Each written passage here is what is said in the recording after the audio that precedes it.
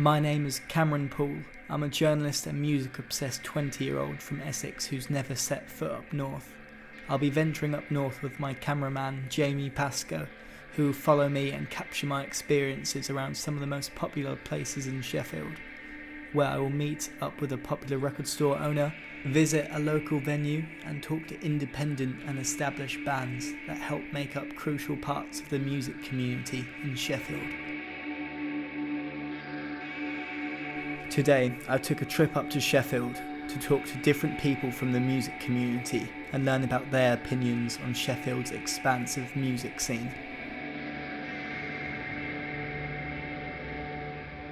I visited Barry, the owner of the popular record store Record Collector, which is famous for helping the Sheffield band Def Leppard get signed and has a wide range of vinyls.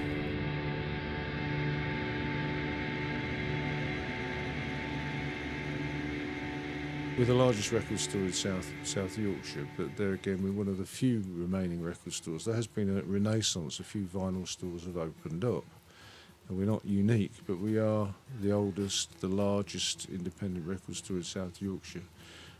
The stores that survive and the stores that work, I think, will have to be more inventive. I mean, in our case, not only have we been a record store since 1978 selling vinyl, but also because we've been buying off the public through that time. We've been buying from warehouses. I remember going to distributors of punk and new wave records who get stacks of local singles in like the 70s and the 80s. And sometimes they were left with stock and they didn't know what to do with. So they just needed to clear space in the warehouse. And they'd say to me sometimes, do you want to buy this stuff for this much? And I'd invariably go, yes. I mean, some of it I knew, some of it was actually obscure and failed, but at the same time, there might have only been a press of 250 or 500 in the world. What sort of people come into the store? Where do I start? I could talk about the person who comes by casually. I could talk about the famous. I could talk about a strange endorsement.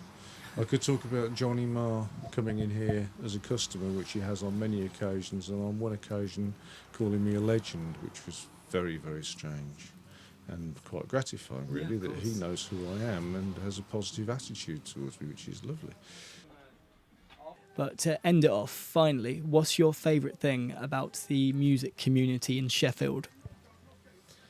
Being part of it, I've no interest in being friends with the stars, but just being connected with it, just being a little part in the story, part of the ingredient, particularly the influence of what makes things happen. Because I can't. There are instances I can give you how we've influenced artists, but some of them are artists that have not necessarily got very far, but they comment to you, you recommend something, and they say, you've changed my life, you've introduced me to my favourite band. After thanking Barry for his time, I learnt a lot about Barry's record store and how it's impacted Sheffield's music community. Next up, I visited Sheffield's Botanical Gardens to meet a few members from the six-piece indie rock girl band, the Sea Monsters, at the historic Bear Pit. As you're a new band on the music scene, and obviously you're part of the six-piece indie rock girl band, which is fantastic, do you think there's enough indie rock girl bands on the Sheffield music scene at the minute? No, there's not really any of us other than us that we can think of. Particularly not our age. I mean, there's so many like indie bands that are boys that are doing what we do, but there's just no girls. So it's quite good to do it. It's quite a good advantage being like one of the indie girl bands because it makes us stand out. But at the same time, it'd be great if there was more as well. Yeah, it would be nice if like younger girls saw us and wanted to start a band as well, because we started when we were really young, so it'd be nice to like inspire other people to do the same thing. That's really cool. Obviously, this leads nicely on to the next question. Sheffield is recognised for its high calibre of music. Yeah. Obviously Pulp, Arctic Monkeys and so on. But what else should people be talking about or associate Sheffield in a positive way, apart from the music scene? I think there's a lot of positive things about Sheffield, really, because it's not. Because I mean, the music is great for like tram lines, and there's lots of great city events, and it's a great way of bringing people together. But there's lots of other like good things about the city. It's kind of like a big village. I mean, it's very friendly. Yeah, everyone here is really nice. It's nice places to eat. I can't really Advertising think Sheffield. of Yeah. And finally, what is your favourite part about the music community in Sheffield? Anything extra special that you think makes it stand out for Sheffield? I think it's mostly that like all the bands are really supportive Yeah. of each other, and it's It's a good like community and kind like of helping each other out and like doing gigs together, and there's like lots of like good like local events that bands do, and yeah, it's just very good community to be in. This all-girl indie band are great role models for the current generations by inspiring them to create their own bands, influencing Sheffield's music scene. A massive band from just outside Sheffield has recently made a big impact on the scene after a few years of building a strong fan base in Sheffield and the UK. I spoke to Owen Lovelace, the frontman of Drenge, before their headline Halloween gig at the Lead Mill. Okay, great. So we're joined by Owen from Drenge. Thanks for joining us. Happy Halloween. How are you doing? Yeah, I'm good. How are you? Not too bad. I'm looking forward to tonight, of course. Yeah, me too, yeah. We're at the Lead Mill, which is one of the most renowned venues in Sheffield. It's the most renowned. Exactly. The most renowned. Okay, cool. Yeah. I'm going there. And as you're a band from the north, does it make it extra special when your band plays venues like this? Yeah, especially because it's our hometown, and you know, it's got. In fact, the Lead Mill was the first place that I went to a gig. I saw the Wombats here. Oh wow, that would be in pretty good. 2007, when I was 16, and my friend had bought some tinnies from home, and I think it was the first time I drank beer out of a can. Like in public, like not at a party. Felt like a bit scary. Felt like we'd get told off. So obviously we're in the north, and with bands, especially who are trying to make it, for unsigned bands, they normally have to go play London. Do you think, well, it's great to play London of course, but do you think the music industry is stuck in a rut in the sense of that most bands have to play London to get potentially noticed or signed? Why can't they get noticed up in the north or somewhere like that? You can kind of exist in the north on your own terms. I don't know. There's cities that have like very strong musical heritages, like Leeds and Manchester and Glasgow, seem to kind of sustain their own music communities in their own cities, and I think just because like London is where the industry is based, people who want to, you know, be involved in the industry to become signed by a record label would probably head down there to kind of up their chances. But I don't know. One of the things that like I've like learned over the years is just like if you're really good and you play loads in your hometown and you build up a following, word will get out. For the first 15 months of the band, there was like no thing that you could really listen to online that we'd recorded, and then you could just come and see us live, and that was like the only way.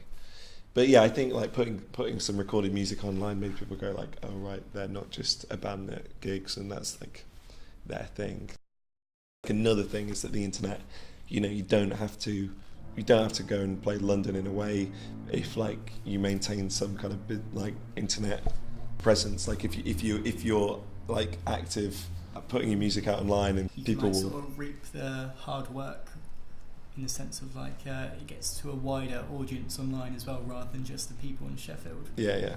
But with Sheffield, it's obviously known to be quite a high caliber music scene, such as, you know, like Arctic Monkeys, Pulp, and so on.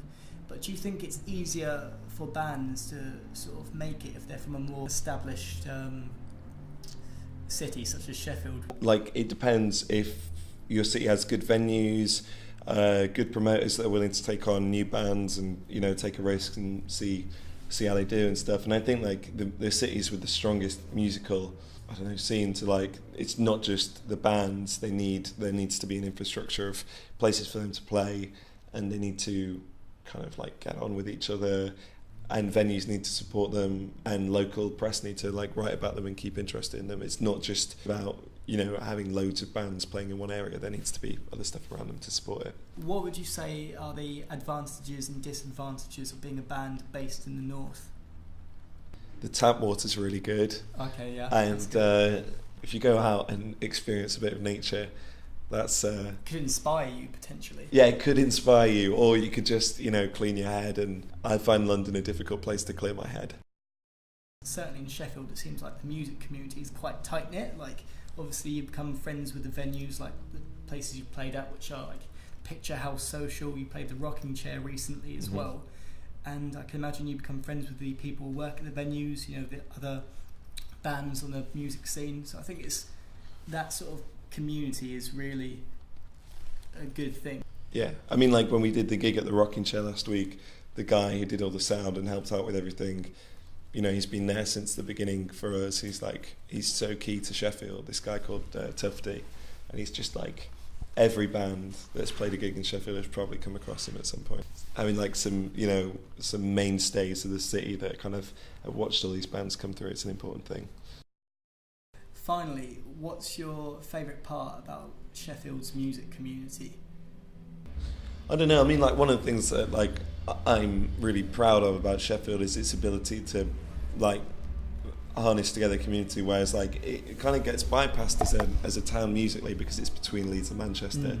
Leeds and Manchester, they have incredible music scenes, like really healthy, thriving music scenes, and Sheffield, you can kind of, it's like you can just kind of like see it every so often, just kind of go, like sometimes it'll be like in good health, and then sometimes it'll be, I don't know, sometimes it'll be a bit kind of down. But I think like the people that make sure that there are like venues for bands to play, like Audacious Space and Tie-Dye and Delicious Clam, and the kind of work that people put into the DIY music scene in Sheffield is like incredibly important and inspirational.